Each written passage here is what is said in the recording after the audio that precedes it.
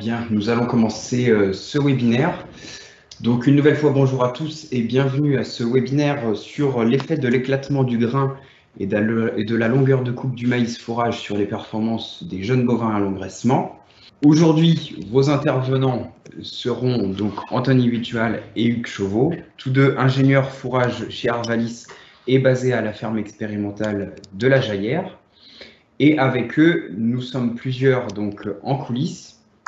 Donc, vous avez Laura Caban, Michel Moquet, Carole Gigot, Valérie Bonneau et moi-même, Antoine Buteau, qui seront là en modérateur donc pour gérer vos questions.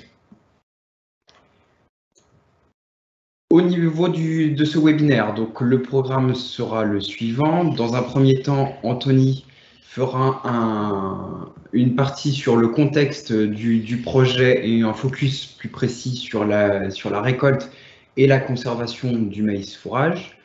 Donc, avec des méthodes de qualification de la longueur de coupe et de l'éclatement du grain du maïs fourrage et l'effet des différentes modalités sur la conservation. Ensuite, Hugues prendra la parole pour nous présenter les résultats de 2 années d'essais sur l'engraissement des jeunes bovins, donc en rappelant le contexte de ces essais et les résultats. Voilà, je vais donc laisser la parole à Anthony pour cette première partie.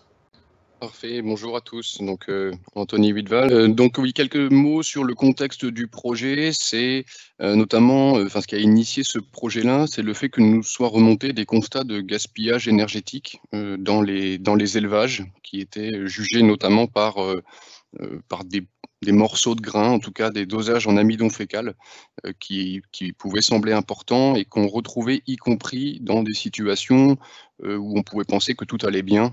Je en veux notamment pour des rations qui étaient équilibrées. Donc la recherche des hypothèses qui pouvaient expliquer cela, au-delà des facteurs connus, sous-entendu un stade de récolte, donc les stades de récolte tardifs qu'on sait être pénalisants pour la dégradabilité ruminale de l'amidon, des durées de conservation courtes qui empêchent aussi l'amidon d'évoluer, ainsi que la vitesse de transit digestif sur des animaux à haut niveau de production. L'hypothèse qui ressortait, c'était que l'éclatement du grain pouvait être insuffisant en tout cas pour permettre une digestion complète de l'amidon. Et dans le même temps, il y a aussi eu des nouveautés en matière d'agroéquipement. Je veux parler ici de la méthode de l'ensilage en brin long, que je détaillerai dans quelques diapositives, avec des arguments assez forts sur notamment le fait que ensiler en brin long apportait davantage de fibres dites physiquement efficaces et pouvait ainsi améliorer la valorisation de la ration. Et dans le même temps, autour de cette technique, des interrogations autour de la conservation en lien avec la capacité à compacter suffisamment des ensilages de brins plus grossiers entre guillemets.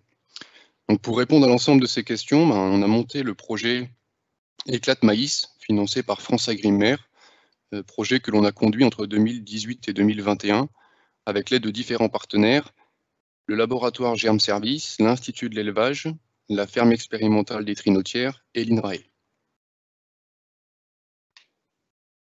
Pour bien comprendre ce qu'on va se dire aujourd'hui, je vais détailler quelques éléments, mais sans rentrer sans trop de finesse en matière d'agroéquipement, simplement pour dire que la longueur de coupe et l'éclatement du grain, en fait, sont régis par des réglages que l'on opère sur différents organes. Les rouleaux d'alimentation, qui vont être là pour venir réguler et déterminer la vitesse du flux des plantes de maïs pour alimenter le rotor de coupe. À ce niveau-là se détermine, on va dire, l'essentiel de la longueur de coupe finale, puisque c'est en faisant varier la vitesse des rouleaux d'alimentation qu'on détermine la longueur de coupe dite théorique. Et d'autres organes qui sont impliqués là plutôt sur l'éclatement du grain sont les rouleaux éclateurs. Ce sont 2 rouleaux qui se font face, de configurations qui peuvent être variables, on pourra y revenir, et qui opèrent avec un écartement réduit, compris entre 1 et 4 mm, qui ont pour objectif premier d'éclater les grains. On va commencer par la longueur de coupe et par les méthodes de qualification, quantification de cette longueur de coupe. Un premier élément assez frustre, mais qui est un premier indicateur, c'est la longueur de coupe que l'on règle dans la cabine de l'ensileuse, dite longueur de coupe théorique. mais elle est bien là, effectivement, théorique, et il convient de juger le résultat en sortie de la goulotte, notamment parce que il faut tenir compte de l'état végétatif de la plante, du rapport épi sur plante entière, ainsi que du réglage de l'éclateur qui ont une interaction sur la longueur de coupe, en tout cas sur la taille finale des particules. Pour évaluer cette longueur de coupe ou cette granulométrie en fait, des particules en sortie de goulotte, il existe deux outils, deux méthodes avec un S à disposition. Le tamis secoueur d'Arbalis que vous retrouvez sur la photo ici, qui a 2 ou 3 grilles, en tout cas lorsqu'il est équipé de 2 grilles, ce sont des grilles à mailles carrées de 20 et 10 mm de côté. Lorsqu'il y a une troisième grille, c'est une grille qui fait 5 mm de côté.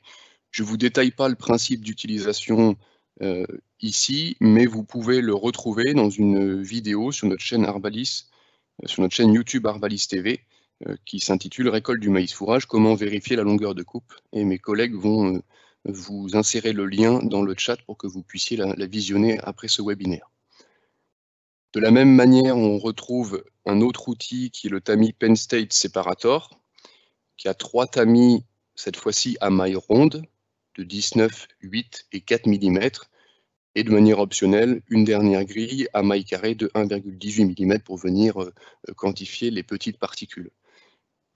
Point important à ce stade, même si ce sont 2 outils qui ont été développés sur 2 continents différents, dans des pas de temps différents, les préconisations que je vais vous rapporter en dessous, notamment pour l'ensilage dit conventionnel, en fait en brin court, hein, par différence avec le brin long, bah, finalement sont les mêmes, c'est-à-dire que respecter la préconisation avec le tamis secoueur Arbalis revient à respecter la préconisation bâtie aux États-Unis sur le tamis Penn State. Et ça, c'est assez important de le dire. Pour l'éclatement du grain, là encore, il existe des méthodes. L'appréciation, l'observation d'une poignée de fourrage frais en sortie de goulotte ne permet la plupart du temps ne permet pas, la plupart du temps, de porter un jugement objectif parce qu'il y a de l'interaction avec beaucoup de paramètres, dont la proportion grain et tige et feuilles, qui rend du coup cette appréciation très complexe.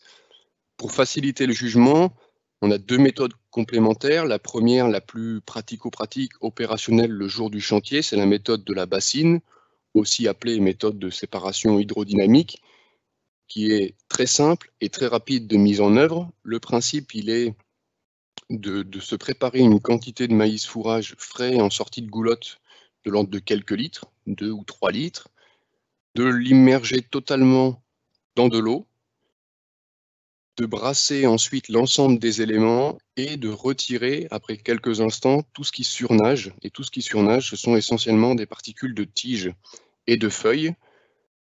Puis on vient retirer soigneusement, vider soigneusement l'eau et on peut observer dans le fond du seau, pour l'essentiel des particules de grains, il se peut que l'échantillon soit un petit peu pollué de particules de tiges et de feuilles. C'est notamment vrai sur des récoltes qui se font à des teneurs en matière sèche faibles. Quand je dis faible, c'est en dessous de 32% de matière sèche, ou lorsque l'appareil végétatif est resté très vert, indépendamment du stade du grain. Donc recourir à cette méthode, ça permet finalement de faire un zoom sur le compartiment grain et d'apprécier beaucoup plus facilement le niveau d'éclatement en isolant ces grains.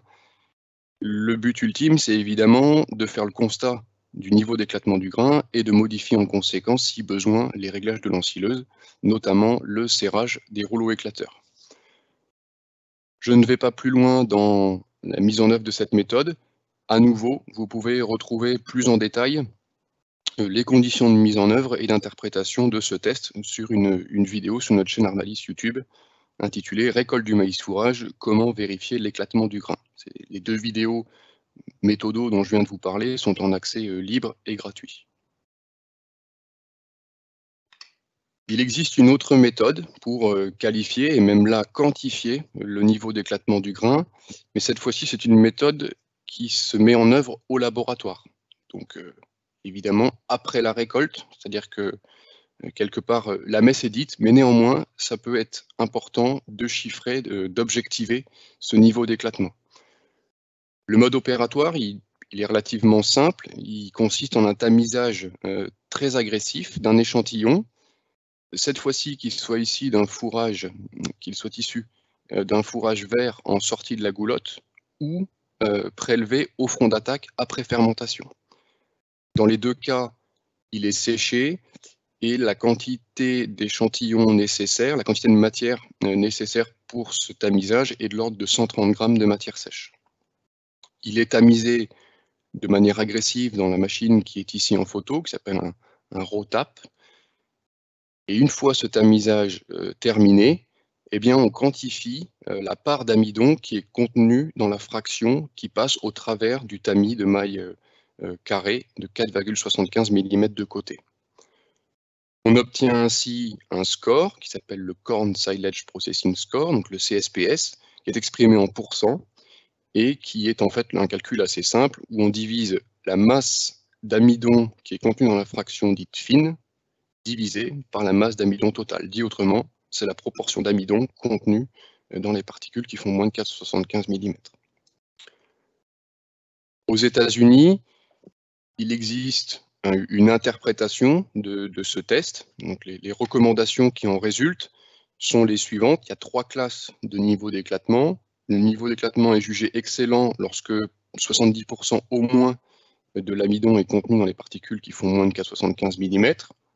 Bon entre 50 et 69%, et insuffisant lorsque ce score est inférieur à 49%. C'est sur la base de ces recommandations qu'on a ensuite construit nos modalités d'études que je vous présenterai ultérieurement. Je vous ai aussi parlé en introduction, dans le contexte du projet, du maïs brun long. Donc je vais donner ici quelques éléments de définition. C'est une technique de récolte qui est née aux États-Unis en 2008, qui a été disponible d'un point de vue commercial à compter des années 2010 aux États-Unis et plus tard en Europe en 2016. La technique du maïs brun long, en fait, elle existe sous différents noms. Elle repose notamment sur une configuration particulière de l'éclateur qui peuvent s'appeler Shredledge, Xtreme, DuraShredder, selon les constructeurs. Dans tous les cas, les objectifs visés par cette technique sont d'obtenir une coupe longue des brins de maïs et un éclatement intense des grains. Comme je dis, tout ça, ça repose sur une configuration du rotor, bien sûr, pour permettre une longueur de coupe importante, mais aussi de l'éclateur. Les configurations, enfin les spécificités sont notamment le fait d'opérer avec un différentiel de vitesse élevé, de 40 à 50% entre rouleaux, c'est-à-dire que le rouleau qui tourne le plus vite tourne 40 à 50% plus vite que l'autre.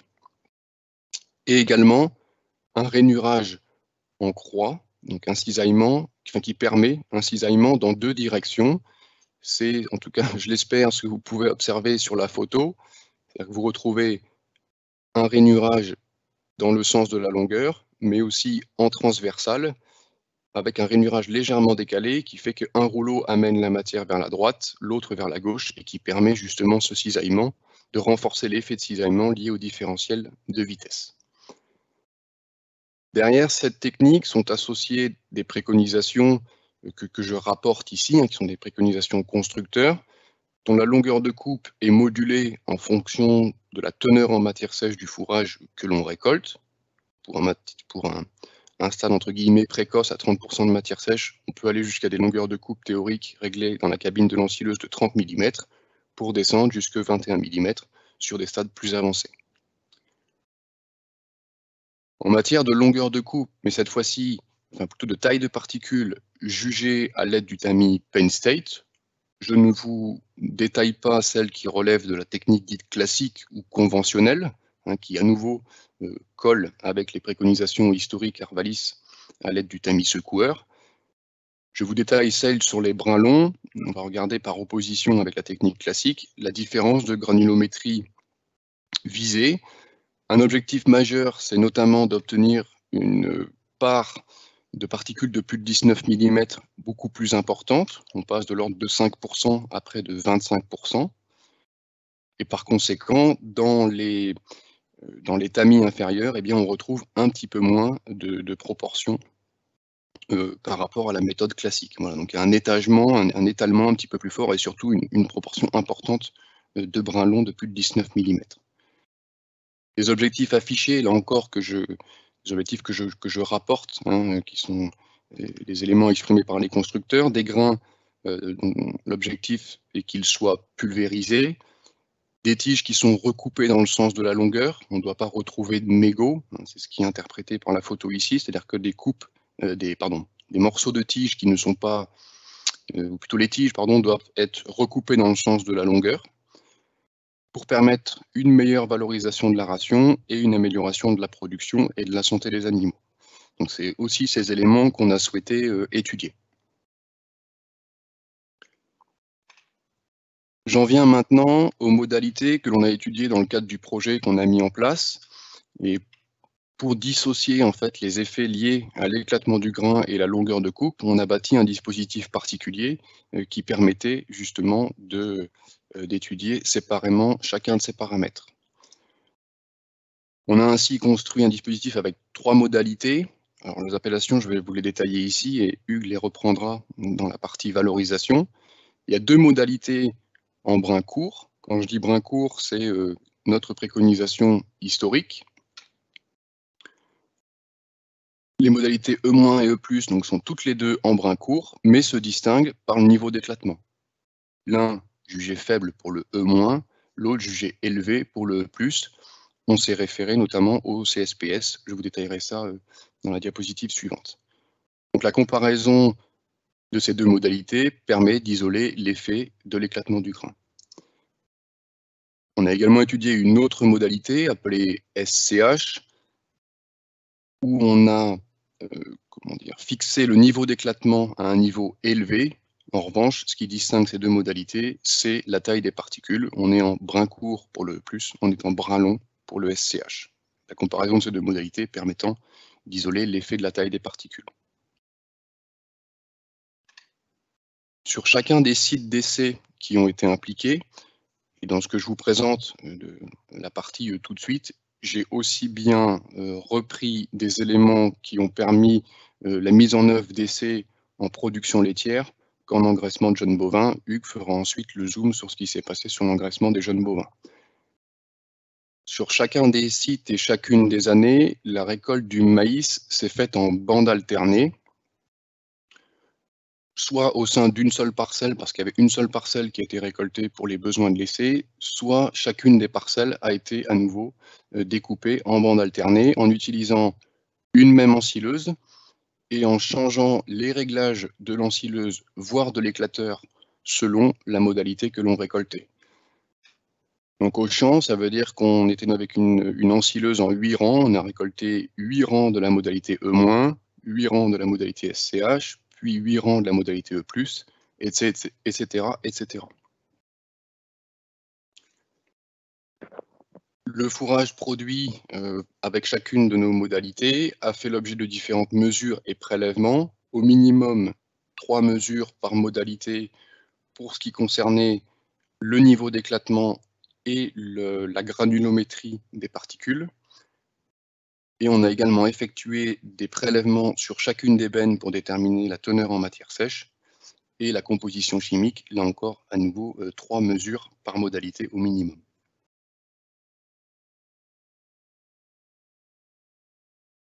Alors un tableau qui est un petit peu complexe, il a au moins le mérite d'être complet, il pourra être repris en détail si vous le souhaitez. Je vous ai reporté les différents sites d'essai et années de récolte qui ont été impliqués dans le dispositif. Donc la Jaillère en Loire-Atlantique en 2018, la ferme expérimentale des Trinotières dans le Maine-et-Loire à nouveau en 2018, et la ferme de Saint-Hilaire en Wavre dans la Meuse en 2019 et en 2020. Vous retrouvez la teneur en matière sèche moyenne du maïs le jour de la récolte, les modalités et les réglages, aussi bien de longueur de coupe et de serrage éclateur que l'on a appliqué à chaque fois via les méthodes que je vous ai présentées précédemment. On a affiné les réglages de sorte à obtenir les objectifs souhaités. L'objectif, le message de cette diapositive, c'est se rendre finalement à la dernière colonne avec le CSPS, donc le Corn Silage Processing Score, qui permet de juger l'éclatement, de quantifier l'éclatement du grain. Ce qu'on peut déjà observer, eh bien, finalement, c'est qu'en desserrant alors assez fortement l'éclateur, hein, c'était aussi un souhait, mais en le faisant opérer à des écartements élevés, on pénalise assez fortement l'éclatement du grain. Vous voyez qu'à chaque fois, la modalité E-, on est de l'ordre de 50%. Donc, jugé avec l'échelle d'interprétation du CSPS, on est sur un niveau d'éclatement qui est faible. À l'inverse, sur nos modalités brin court ou brin long, donc E+, ou SCH pour chacun des sites et chacune des années, on a des éclatements du grain qui sont conformes à nos objectifs, c'est-à-dire qui sont à la fois élevés, de l'ordre de 70% ou plus, et qui sont proches également entre modalités, permettant bien d'isoler l'effet d'éclatement du grain d'un côté, lorsqu'on compare E- et E+, et l'effet longueur de coupe lorsqu'on compare E+ à SCH.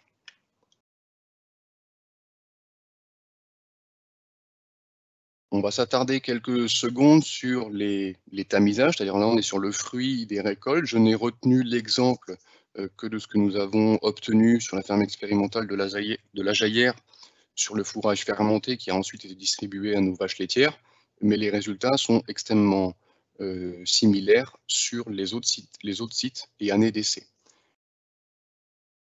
Ce que vous retrouvez sur le graphique ici, c'est exprimé en pourcentage du poids brut de l'échantillon de maïs fourrage que l'on a tamisé et qui se retrouve au-dessus du tamis de 19 mm, au-dessus du tamis de 8, donc sous-entendu entre 8 et 19 mm, entre 4 et 8, entre 1,18 et 4 mm ou inférieur à 1,18.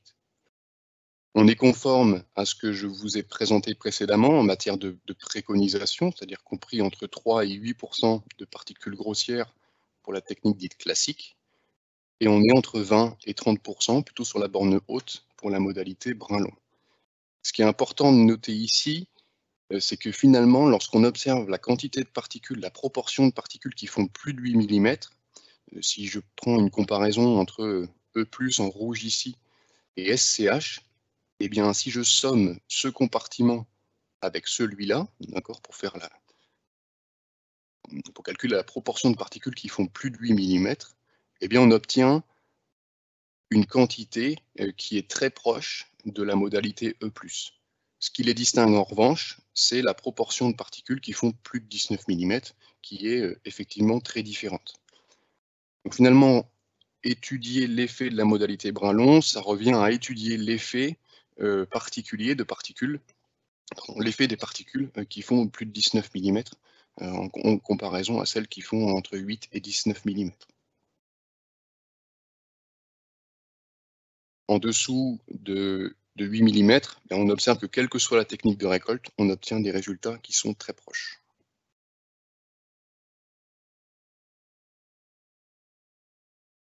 Et si on en vient à aborder la question de la conservation de l'ensilage, à nouveau, je vais presque directement à la conclusion.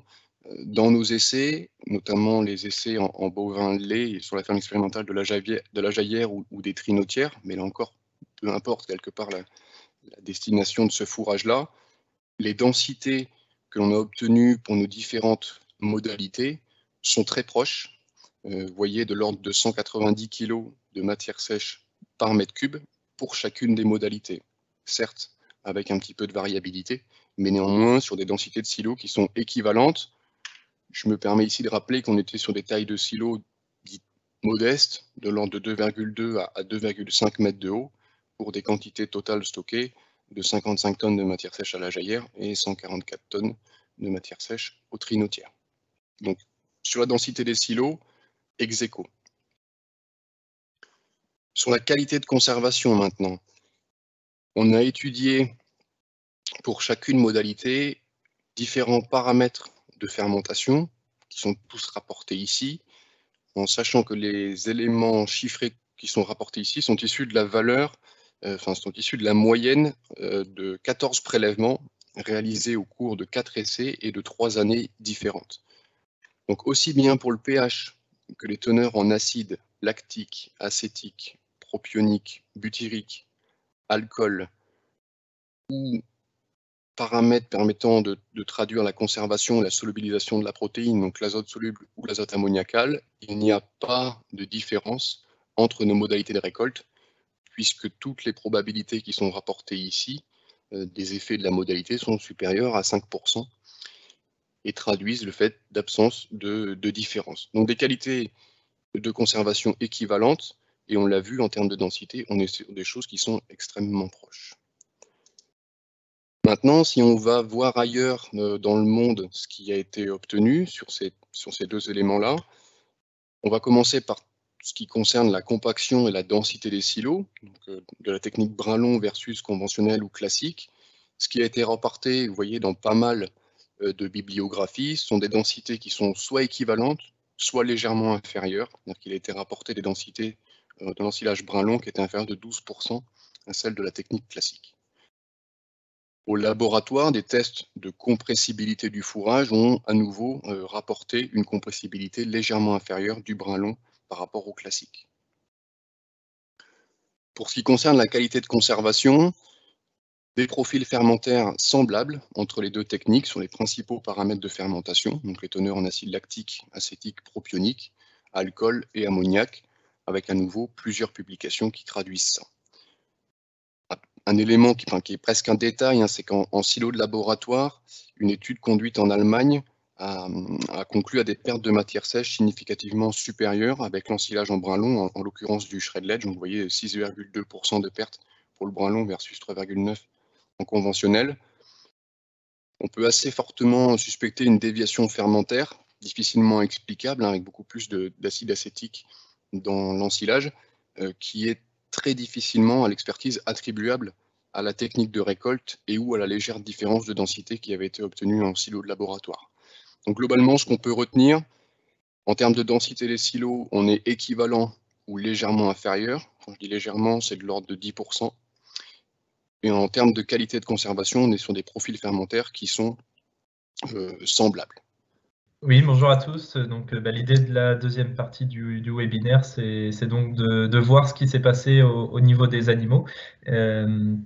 Quels ont été les enjeux à la fois de l'éclatement des grains et puis de la longueur de coupe sur, en l'occurrence, là, les performances de croissance et d'abattage donc en engraissement de jeunes bovins charolais. Donc pour étudier ces effets, on a réalisé 2 essais donc sur la station de Saint-Hilaire en Wavre dans la Meuse. Donc sur 2 crus de maïs fourrage, donc des récoltes 2019 et 2020, donc pour des engraissements sur 2019-2020 et puis 2020-21, donc avec la particularité que les maïs ont été ouverts assez rapidement finalement après chacune des récoltes, à peu près un petit peu plus d'1 mois après chacune des récoltes pour le démarrage de l'engraissement. Et donc sur les 2 années, on a engraissé 96 jeunes bovins charolais, donc 3 lots de 16 jeunes bovins chaque année, donc 2019-20 et puis 20-21. Donc pour commencer, pour reparler un petit peu des maïs qui ont été distribués aux animaux, donc l'objectif c'était plutôt de se mettre sur des teneur en matière sèche, on va dire, sur la tranche haute de la préconisation, parce qu'on sait que les enjeux ils sont d'autant plus importants qu'on est sur des stades de récolte avancés, des stades de grains avancés notamment, et donc on a essayé de se positionner plutôt sur le créneau du 35% de matière sèche, tout en sachant que c'est quand même aujourd'hui aussi, hors 2021 peut-être, mais sur les dernières années, c'est un stade qui est largement atteint, voire régulièrement dépassé en termes de récolte sur les maïs. Voilà, donc 2019, donc on on a récolté un maïs donc, à 35% de matière sèche, hein, donc en moyenne sur nos 3 modalités E-, E+, SCH. Et puis en 2020, donc on s'est situé un petit peu au-dessus de l'objectif, donc à 37% de matière sèche. Donc on a dépassé à peu près 2 points de matière sèche l'objectif, mais on est resté sur cette idée d'être plutôt sur la tranche haute en termes de stade de récolte. Pour refaire le contexte rapidement de ces maïs, donc 2019 et 2020, donc dans le grand test, donc des années pas forcément facile, même si les rendements le traduisent pas ici, avec une pluviométrie très limitée, hein, globalement sur le cycle, hein, de l'ordre de un peu moins de 200 mm, et donc des dates de récolte aux alentours de fin août, début septembre sur les 2 années, avec des appareils végétatifs qui étaient quand même assez desséchés, et des teneurs en amidon qui restaient limitées malgré tout, on va le voir juste après. Pour autant, c'était des parcelles à assez fort potentiel, donc on a quand même tiré 16 tonnes de matière sèche en termes de rendement. Donc en termes de composition chimique des 3 modalités de récolte, donc l'idée c'était d'avoir les maïs les plus comparables possibles, les plus proches possibles d'un point de vue composition chimique. Donc la récolte en bande alternée finalement a permis d'avoir une composition chimique équivalente entre les 3 modalités. En 2019, on se retrouvait en moyenne avec 27-28% d'amidon dans les maïs, des maïs de plutôt bonne qualité, donc 0,83 UFV par kilo de matière sèche, ancienne UFV. Et puis en 2020, on était sur des maïs beaucoup plus pauvres, donc à la fois en amidon, on retrouvait seulement 22% d'amidon dans nos maïs, et puis 0,75 UF par kilo de matière sèche. Donc là, des maïs quand même beaucoup moins énergétiques. Et donc, en termes d'éclatement à la récolte, donc Anthony vous a déjà présenté ces chiffres-là, mais si je zoome juste sur nos 2 années d'essai engraissement, donc on a bien récolté nos maïs donc en brin court E- et E+. Donc là, l'objectif, c'était vraiment de trancher le niveau d'éclatement des grains, donc le CSPS. Donc ça se traduit par des scores qui ont été bien distincts, finalement, chacune des 2 années, avec des écarts de l'ordre de 20 points entre nos 2 modalités. Donc le E- des CSPS aux alentours de 50 à la récolte, donc qui traduisent plutôt un niveau d'éclatement faible. Et puis sur le E+, on se rapproche des 70, donc 68, là 67, 68, donc qui traduisent plutôt un niveau d'éclatement élevé. Et puis, même chose sur l'effet longueur de coupe, là où on a cherché à comparer donc, des maïs donc E+ et SCH équivalents en termes d'éclatement du grain, mais qui se distinguaient uniquement sur la longueur de coupe.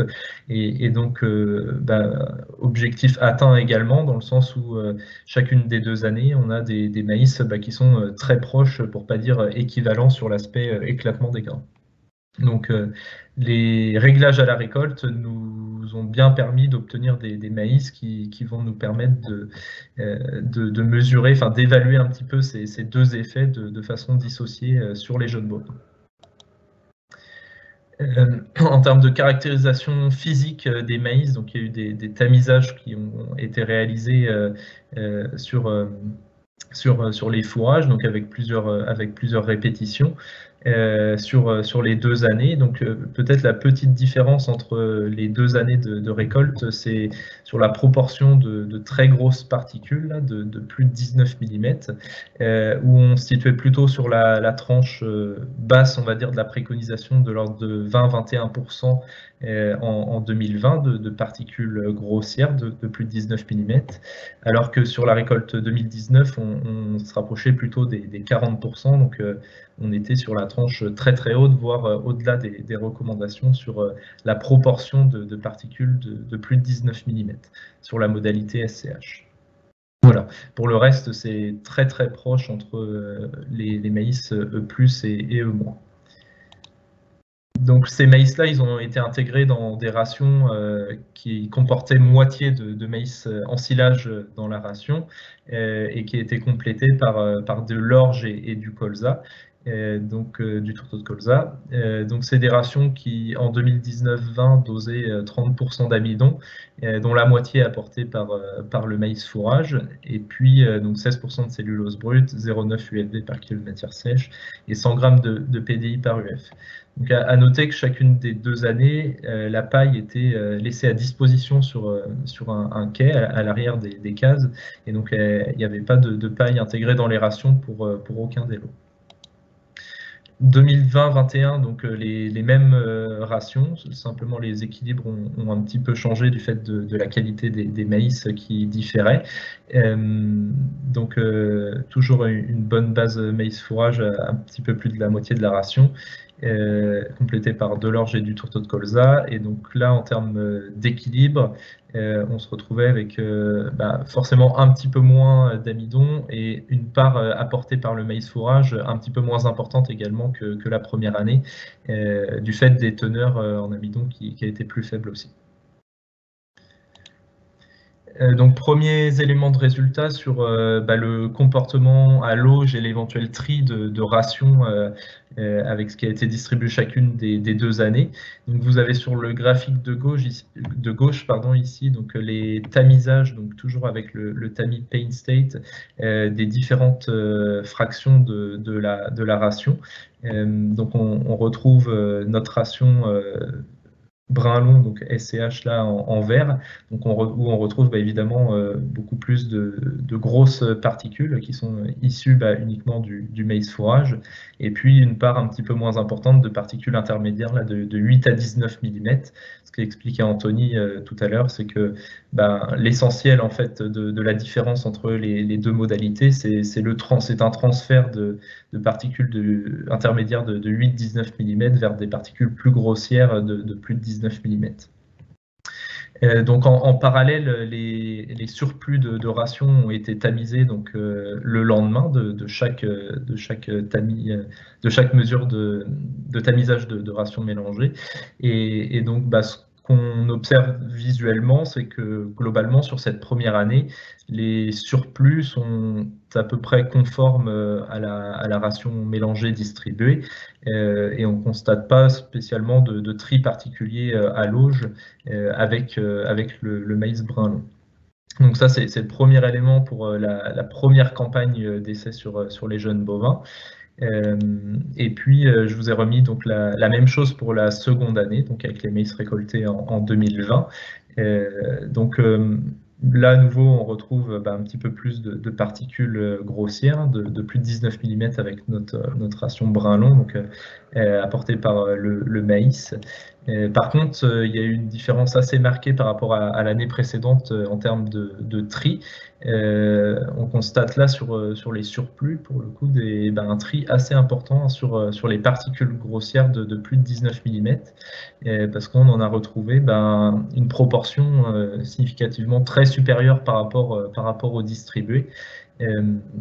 Donc qui va plutôt dans l'hypothèse d'un tri important des particules à l'auge pour les animaux qui recevaient donc le maïs en brun long. C'est les premiers éléments sur le comportement à l'auge. Qu'est-ce que ça impliquait en termes de performance de croissance? Le premier point, donc, sur le début d'engraissement, on a observé un effet plutôt négatif des brins longs sur le début d'engraissement, donc sur le premier mois d'engraissement, les 35 premiers jours, avec le maïs brun long, donc un GMQ qui a été en moyenne de l'ordre de 200 grammes inférieur aux animaux qui ont reçu le maïs bien éclaté également, mais en brun court. Donc ce qu'on voit, c'est que la première année, on a à peine 200 grammes de différence entre les 2 modalités, on doit avoir 180 grammes à peu près pour des ingestions qui sont tout à fait comparables entre les lots. Et puis les animaux qui ont reçu le maïs brun court mal éclaté se situent à peu près entre les 2. Et puis sur la deuxième année, donc on confirme finalement ces écarts de croissance entre le E+ et puis le SCH de l'ordre de 200 grammes. Et puis sur cette seconde année, les animaux qui ont reçu le maïs E- se situent de façon proche, équivalente à ceux qui ont reçu le maïs E+. Sur la deuxième année, par contre, on observe une ingestion là, sur ce début de période d'engraissement qui a été supérieur d'1,5 kg de matière sèche à peu près pour les animaux du lot E+, par rapport aux deux autres lots. Si je moyenne ça sur les 2 années d'essai, donc la différence est significative sur l'effet longueur de coupe, taille des particules, donc à savoir qu'on retrouve bien nos 200 grammes de GMQ en moins pour les animaux qui ont reçu le maïs brun long là, sur le premier mois d'engraissement. Et donc ça colle aussi avec l'observation des techniciens de l'élevage qui ont observé une adaptation un petit peu plus compliquée pour les animaux du lot SCH, donc qui avaient un petit peu plus de mal à s'habituer finalement à ce maïs brun long sur le début de la période d'engraissement. Alors, qu'est-ce qui s'est passé par la suite Donc là, on était vraiment sur la période de mise en lot, de mise en lot des animaux jusqu'à la fin de période de transition alimentaire. Donc sur l'essentiel de la période d'engraissement, la période expérimentale de la fin de transition au début des abattages, les enjeux ont été un petit peu réduits là, entre le maïs brun long et brun court. Par contre, on a observé un effet important de l'éclatement des grains sur les résultats. Donc si on regarde plus en détail nos modalités E- et E+, donc sur la première année d'essai, sur cette période d'engraissement, on a observé à peu près 170 grammes de GMQ de différence. Un enjeu de 170 grammes simplement sur l'effet niveau d'éclatement des grains pour des ingestions qui ont été légèrement supérieures, de l'ordre de 300 grammes pour le maïs bien éclaté. Deuxième année d'essai, donc on retrouve finalement les mêmes tendances, sauf que les enjeux sont un petit peu moins importants. Donc on avait 170 grammes de différence la première année, on n'en a plus qu'une centaine de grammes sur la deuxième. Donc là, ça vient forcément aussi en lien avec les maïs fourrages récoltés, donc qui étaient moins riches aussi en amidon sur la deuxième année d'essai, et donc forcément des enjeux un petit peu moins importants derrière. Et puis, même chose, on retrouve notre maïs brun long finalement cette deuxième année qui se situe de façon intermédiaire, on va dire, entre les deux autres lots d'animaux. Sur la deuxième année d'essai, on a eu des différences d'ingestion un petit peu plus marquées aussi entre les lots. Donc les plus importantes pour le maïs brun court bien éclaté E+, et puis à l'inverse, les ingestions les moins importantes pour les animaux du lot SCH, avec pas loin finalement d'1 kg de matière sèche de moins que ceux du lot E+. Tout en sachant que finalement, on peut imaginer que l'apport énergétique et protéique est pas décalé finalement d'1 kg de matière sèche, étant donné qu'il y a eu quand même un petit peu de tri à l'auge et que c'est a priori quand même des particules un petit peu moins riches qui ont été triées. Et donc si on moyenne ça à nouveau sur les 2 années d'essai, ça nous fait un enjeu à peu près de 140 grammes de GMQ pour 20 points de CSPS de différence sur nos maïs à la récolte. Donc c'est à peine significatif, la p-value là est de 7%, mais en tendance on a plutôt cet ordre de grandeur là, une pénalité de l'ordre de 140 grammes en moyenne de GMQ sur les 2 années d'essai. Si je résume tout ce qui s'est passé, on va dire en prenant tout en compte de la mise en lot des animaux jusqu'à l'abattage, donc en moyenne, le bon éclatement des grains, quand je compare E+ par rapport à mon lot E-, ça a permis donc un GMQ en vif, donc en tendance supérieure de 110 grammes par jour. et un GMQ carcasse, donc, qui est lui significativement supérieur, de l'ordre de 90 grammes par jour. Donc c'est des enjeux, si je ramène ça en pourcentage par rapport aux GMQ qui ont été permis, de l'ordre de plus 7 à plus 8% de performance de croissance avec un niveau d'éclatement des grains qualifié de bon à excellent. En termes de durée d'engraissement, pour des mêmes poids des mêmes poids vifs à l'abattage, finalement, ça impacte forcément la durée d'engraissement. Hein. Donc, elle a été réduite d'environ 20 jours pour les animaux du lot E+, par rapport à ceux du lot E-, sans effet sur les performances d'abattage. Donc, on n'a vu aucun impact, que ce soit sur le rendement carcasse, la conformation ou l'état d'engraissement. En termes d'euros, si on ramène ça en euros, donc ça implique finalement un différentiel de marge sur coût alimentaire de l'ordre de 42 € par jeune bovin, donc en prenant les prix moyens d'aliments, d'achat des broutards et de vente des JB sur les 5 dernières années. Et en considérant un coût équivalent de récolte du maïs fourrage E+, et E-. Concernant l'aspect longueur de coupe, donc même chose, si on résume un petit peu tous les enjeux de l'arrivée des animaux, de la mise en lot jusqu'à leur abattage.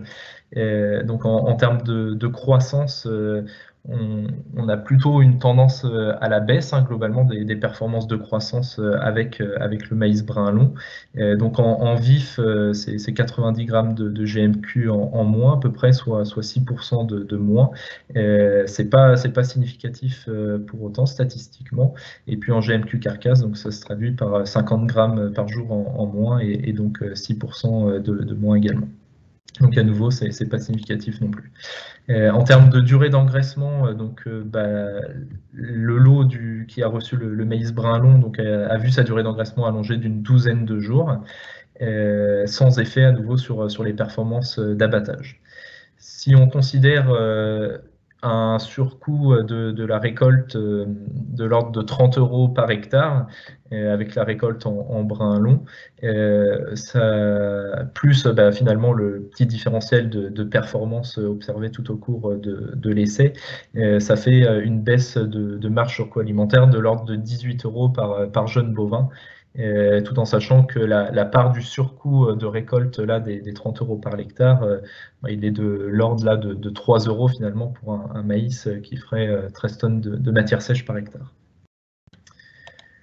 Voilà, donc finalement, pour l'aspect éclatement des grains, une des hypothèses pouvait être de se dire, évidemment, un niveau d'éclatement plutôt faible va avoir un impact sur la digestibilité totale de l'amidon et donc potentiellement plus de gaspillage énergétique et donc moins de croissance. Et donc pour essayer de vérifier ces hypothèses, on a fait des prélèvements donc de bouse, donc 2 prélèvements sur la première campagne d'essai, donc à 68 et puis 181 jours après récolte du maïs fourrage, tout en sachant que le maïs a été ouvert au bout d'un mois à peu près pour le démarrage d'engraissement. Et puis sur la deuxième année, donc 3 prélèvements, donc à 100 jours, 160 et puis 210 jours après récolte des maïs à nouveau. Donc c'est des prélèvements qui ont été faits de façon individuelle et qui ont été poolés ensuite à l'échelle de chacun des lots pour chaque prélèvement. Donc, ce qu'on observe déjà sur ces mesures-là d'amidon enzymatique, c'est que les teneurs sont plutôt faibles hein, dans chacun des 3 lots. Au maximum, on est à 3% là, sur le lot E- en 2020-21. Pour le reste, on se situe sur des niveaux plutôt très faibles, hein, de l'ordre de 2%, qui a priori, même quand on regarde les petites différences qu'on a entre E- et E+, ne permettent pas d'expliquer 170 grammes de GMQ, par exemple, sur la première année. Sur les lots E+, et Scherer, globalement, des teneurs là aussi très, très basses et qui sont malgré tout très proches entre les deux lots d'animaux. Donc en résumé finalement sur ces 2 essais, donc en termes de comportement alimentaire, plutôt que ce soit en termes d'observation ou des animaux ou de mesure des performances de croissance, un temps d'adaptation un petit peu plus long au brin long sur la période de début d'engraissement, et un tri, on va dire, qu'on pourrait qualifier de variable à l'auge, hein, donc nul en 2019, 20 finalement, et puis beaucoup plus marqué sur la deuxième campagne d'essai. Cette histoire de tri, c'est quelque chose qu'on n'a pas du tout observé sur vaches laitières, hein, sur les 2 essais qu'on avait pu mener, donc sur la ferme des Trinotières et à la Jaillère. Donc c'était plutôt une première. Et puis en termes de performance, donc en termes de performance de croissance, plutôt quand même une confirmation là sur les 2 années d'essai d'une croissance d'un GMQ un petit peu plus faible en début d'engraissement, hein, de l'ordre de 200 grammes par jour pour le lot en brin long. Des ingestions qui ont été proches entre les lots sur la première année d'essai, plutôt en retrait sur la seconde année, hein, pour le lot brin long notamment, avec un tri un petit peu plus important sur cette deuxième année, je rappelle. Et puis quand même un enjeu en termes de GMQ qui semble loin d'être négligeable, hein, en termes d'éclatement du grain, à savoir que en effet on a quand même à gagner en surveillant bien les niveaux d'éclatement des grains sur les performances de croissance, donc de l'ordre de, on le disait tout à l'heure, 100 à 170 grammes suivant les 2 campagnes d'essai, tout en sachant qu'on était sur des maïs qui comportaient que 22 à 27% d'amidon et qui étaient intégrés à seulement moitié de la ration. Donc les enjeux potentiellement peuvent même être peut-être plus importants si on est sur des rations quasi tout maïs, sans complémentation céréale, ou avec des maïs encore plus chargés en amidon. Et puis sur les performances d'abattage, hein, globalement, on n'a rien observé, que ce soit sur la conformation, l'état d'engraissement ou le rendement carcasse. Donc on a essayé de mettre ça au regard de ce qui a déjà été fait sur la thématique. Alors autant en production laitière, il y a pas mal de références, c'est beaucoup plus limité par contre en engraissement. Donc il y a un essai en Suisse qui a été réalisé par Agroscope en 2018-2019, donc sur des taurillons donc croisés lait limousin, donc qui avaient été engraissés de 170 à 530 kg de poids vif, hein, donc c'est pas tout à fait le même type d'animaux que nous, mais peu importe. Et donc eux, ils avaient comparé 2 modalités, donc un ensilage brin long, donc en méthode de récolte, donc avec un éclateur de chez Claas, donc en méthode de récolte shred ledge, par rapport à une récolte conventionnelle classique. Donc il n'y avait pas l'aspect dissociation des effets longueur de coupe et éclatement des grains. Finalement, les deux étaient un petit peu mélangés. Pour autant, c'est intéressant de regarder leurs résultats. Et puis sur la ration, en termes de ration, on était sur une ration à base de beaucoup plus basée sur le maïs fourrage, hein, donc 70% de maïs en silage, complété par les concentrés. Et là, à nouveau, la paille n'était pas mélangée dans la ration, mais à disposition des animaux. Et en termes de performance, ce qui est intéressant de voir, c'est sur le début d'engraissement, là, notamment sur la ligne là, donc 170-250 kg de poids vif, les Suisses ont aussi observé une tendance plutôt à la baisse des performances de croissance avec le maïs brun long. Donc eux qu'ils ont mis en parallèle plutôt avec une ingestion qui avait été un petit peu plus limitée aussi sur le début d'engraissement. Et donc ça se traduisait par à peu près 140 grammes par jour de moins pour le lot brun long par rapport au lot brun court. Sur l'ensemble de la période de production, ils ont observé une tendance légèrement à la baisse du GMQ aussi, hein, de l'ordre de 81 grammes, pour des ingestions qui ont été aussi en tendance un petit peu plus faible pour le lot brun long par rapport au lot brun court, donc de l'ordre de 300 grammes de matière sèche par jour. Et donc pour des mêmes poids vifs d'abattage, eux ont observé un léger bonus par contre avec le maïs brun long, donc sur le rendement carcasse de l'ordre d'1,5 point, donc avec un écart significatif par rapport au lot brun court. Donc finalement par rapport à nos deux essais, plutôt certains points communs, notamment sur l'aspect croissance à la fois sur le début d'engraissement et puis en tendance sur la totalité de l'engraissement, des performances plutôt légèrement à la baisse, par contre qui ont été en partie compensées par un meilleur rendement carcasse dans cet essai, chose qu'on n'avait pas observé chacune des 2 années d'essai sur la station de Saint-Hilaire. Et puis peut-être pour rappel, les résultats qu'on a obtenus en vache laitière, donc on avait traité les mêmes modalités donc sur 2 stations, donc les Trinotières et puis la Geillère. Et donc simplement ce qu'il faut regarder, c'est ce qui est tout à droite, la colonne tout à droite qui est entourée en rouge. Donc sur vache laitière, on n'avait observé aucun effet de l'éclatement des grains ni de la longueur de coupe sur les performances à la fois d'ingestion et puis laitière, de taux, etc. Donc ça c'est le premier point. Et puis à l'étranger, il s'est fait aussi pas mal d'essais aux États-Unis, en Allemagne notamment, dans lesquels finalement à ration identique entre le maïs brun court et puis le maïs brun long, aucune différence significative n'avait été démontrée entre ces 2 techniques de récolte, donc ce qui est cohérent aussi avec ce qu'on a pu observer en France sur nos 2 sites d'essai, pour des modalités qui étaient plus ou moins tranchées à la fois en termes d'éclatement des grains, de longueur de coupe, des maïs fourrages et des différences qui étaient globalement non significatives, sauf un essai sur l'ingestion où avait été observé un tout petit peu moins d'ingestion pour le lot brun long. Mais c'est ce que vous avez donc dans le tableau tout en bas là sur les lignes en orange, c'est les performances du lot finalement alimenté avec le maïs brun long par rapport au brun court. Donc 100, on est exactement pareil.